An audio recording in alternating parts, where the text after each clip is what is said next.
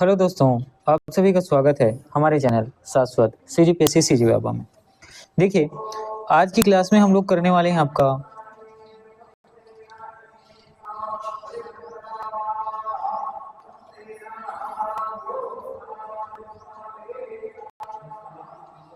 गणित का चौथा क्लास है ना।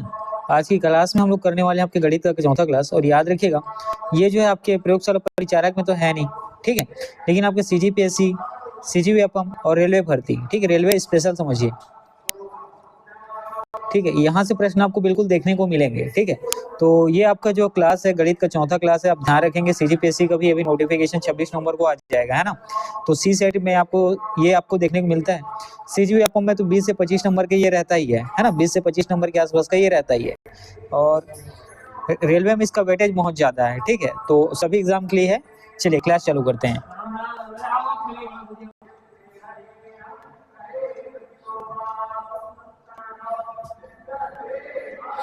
देखिए, आपका पहला प्रश्न है।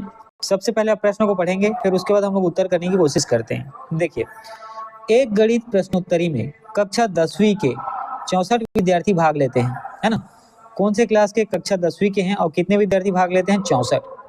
यदि लड़कियों की संख्या लड़कों की संख्या से 16 अधिक है ना।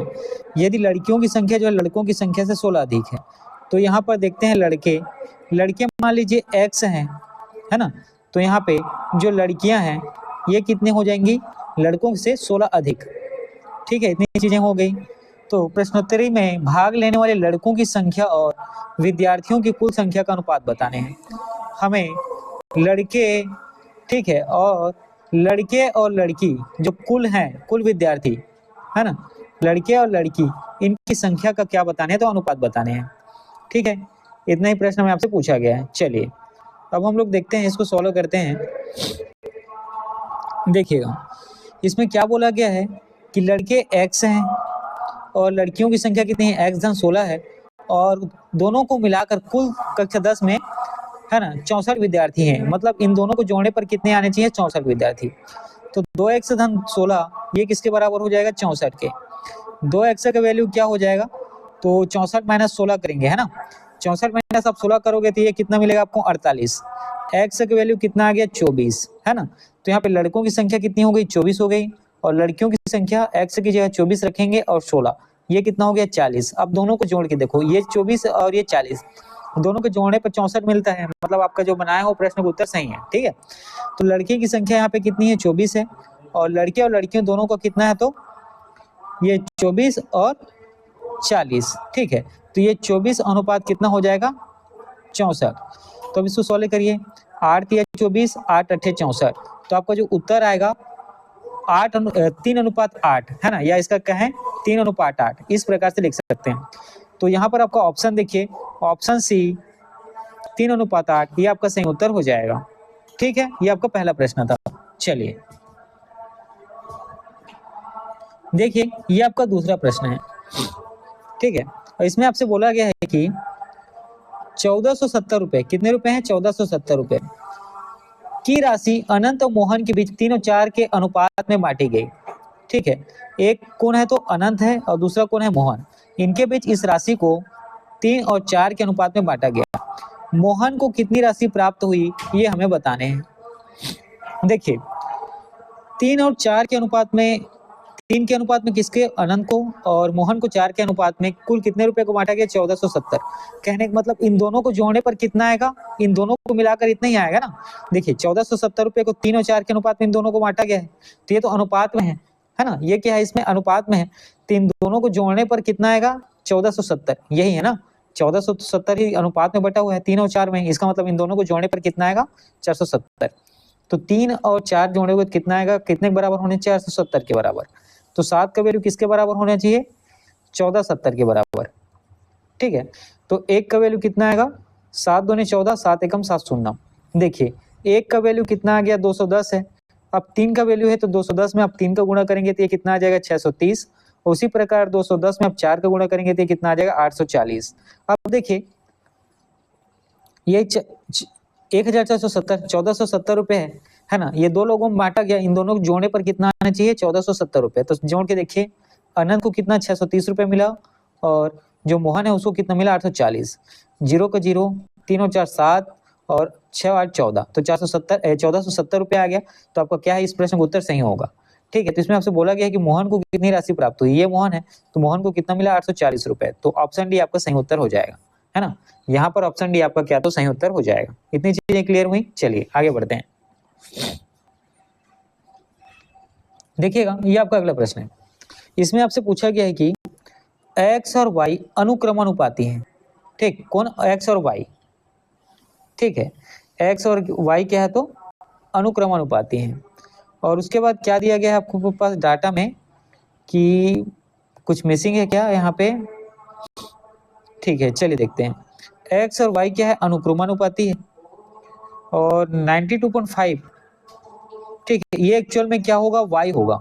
ठीक है, देखिएगा y का वैल्यू कितना होगा, 92.5 होगा, x का वैल्यू 16 होगा, जबकि ठीक है x का वैल्यू 16 है और एक x का वैल्यू कितना दिया है, 37 दिया है। तो y का मान हमें बताने हैं, y का मान हमें क्या करने हैं तो बताने हैं। ठीक है, देखिए x और y क्या है तो अनुक्रमानुपाती हैं। ठीक, x और y क्या है तो अनुक्रमानुपाती हैं। ठीक है, तो इसको हम लोग सॉल्व करने के लिए बेसिक आप रेशियो मेथड ही इस्तेमाल कर लें, है ना। हमें यहाँ पे क्या पूछा गया है, y का मान पूछा गया है, तो y का मान क्या होगा ये हमें बताने हैं। ठीक है, तो चलिए सबसे पहले क्या करते हैं, इसको अनुक्रमानुपाती में बना के देखते हैं, या ऐसा करते हैं आप कोई कांस्टेंट वैल्यू भी ले सकते हैं यहाँ पे। ठीक है, चलिए पहले इसको रेशियो बना लेते हैं। ठीक, x और क्या करेंगे, y का रेशियो बनाएंगे। x कितना है यहाँ पे, x देखिए आपका कितना है 37 है, ये वाला x पहले ले लेते हैं। y कितना है 92.5, ठीक, y कितना है 92.5, इसको आप सॉल्व करेंगे तो ये कितना आएगा 1/2.5, है ना, 1/2.5। यहाँ तक चीजें क्लियर हुई।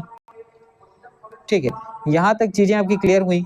देखिए ये क्या है ना, प्लेन मिस्टेक है, ये पहले x आया था उसके बाद y आया था, ये x यहाँ पर दिया है। ठीक है, क्योंकि देखिए यहाँ पे y डायरेक्ट है, x का वैल्यू डायरेक्ट है, अनुक्रम अनुपाती बात।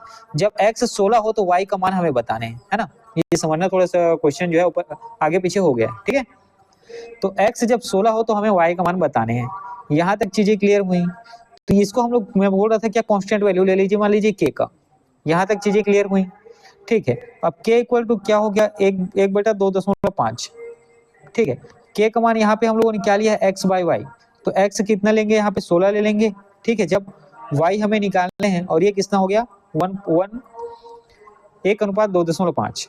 ठीक है, तो यहाँ से आप y का वैल्यू निकालेंगे तो कितना हो जाएगा 16 × 2.5। ठीक है, और इसको जब आप सॉल्व करेंगे तो आपके पास कितना आएगा 40। तो ऑप्शन बी आपका सही उत्तर हो जाएगा, है ना, ऑप्शन बी आपका सही उत्तर हो जाएगा। ठीक है, इतनी चीजें क्लियर हुई। चलिए इसको मैं एक बार रिपीट करता हूँ, ठीक है, ध्यान से समझने की कोशिश करिएगा। देखिए एक्चुअल में क्या है ना, ये यहाँ पर y आपका आएगा और ये x ये है। ठीक है, इसके पहले आना था और ये है नहीं यहाँ पे। ठीक है, इतनी चीजें की देखिए x और y क्या है, अनुक्रमानुपाती हैं। तो यहाँ पर क्या लेंगे, k ले लीजिएगा और x/y ऐसा ले लीजिएगा। ठीक है, क्योंकि k तो कांस्टेंट लेना ही है। तो x जहाँ पहले दिया है, x यहाँ पे 37 दिया है ना, और y कितना दिया है 92.5। इसको आप सॉल्व करेंगे तो 1/2.5 आ जाएगा। ठीक है, ये किसका वैल्यू आ गया एक्चुअल में, k का। तो k का वैल्यू कितना आ गया 1.2.5। k बराबर क्या होता है xy, तो k के नीचे हम क्या करेंगे xy रख देंगे 1/2.5। x का वैल्यू क्या दिया है जब 16 हो, यहाँ पे x का वैल्यू जब 16 है तो y के वैल्यू हमें निकालने हैं, तो 1/2.5। आप इन दोनों का गुणा कर देंगे तो y का वैल्यू कितना आ जाएगा 40 आ जाएगा। यहाँ पर आपका ऑप्शन भी सही उत्तर हो जाएगा। ठीक है, बस इतना ही करना है, ज्यादा कुछ नहीं है। ठीक है, चलिए